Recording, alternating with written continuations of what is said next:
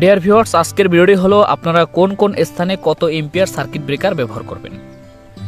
তো আপনারা অনেকেই প্রশ্ন করেন যে ভাই একটি গ্রামের ভিতরে আমরা একটি বিল্ডিং উঠালাম, সেখানে আমরা কত এম্পিয়ার সার্কিট ব্রেকার ব্যবহার করব, কোন কোন জায়গায় কত এম্পিয়ার সার্কিট ব্রেকার ব্যবহার করব, এই ধরনের প্রশ্ন আসলে অনেকেই করে থাকেন। সেক্ষেত্রে আপনাদেরকে আমি বলবো যে আপনারা যদি এসি লাইন করে থাকেন, রাইস কুকার, গ্রিজার, হিটার, এবার রুমের ক্ষেত্রে এবারে মেন যে সার্কিট ব্রেকার থাকবে সেইটা আপনারা কত এম্পিয়ার ব্যবহার করবেন। তো আমার অভিজ্ঞতা থেকে বলছি যে আপনারা মেন যে সার্কিট ব্রেকারটি দিবেন এটি দিবেন আসলে 63 এম্পিয়ার সার্কিট ব্রেকার।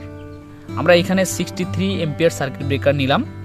এরপরে এসির জন্য আপনারা 32 এম্পিয়ার সার্কিট ব্রেকার ব্যবহার করবেন। এরপরে আপনারা geyser, rice cooker, 3 pin combine যাকে বলা হয়, সেক্ষেত্রে আপনারা 10 এম্পিয়ার সার্কিট ব্রেকার ব্যবহার করবেন। এরপর রুমের ক্ষেত্রে আপনারা ক্যালকুলেশন করে দেখবেন যে আসলে কত এম্পিয়ার সার্কিট ব্রেকার প্রয়োজন হয়। আর যদি আপনারা ক্যালকুলেশন করতে না পারেন তাহলে আপনারা 6 এম্পিয়ার সার্কিট ব্রেকার ব্যবহার করবেন।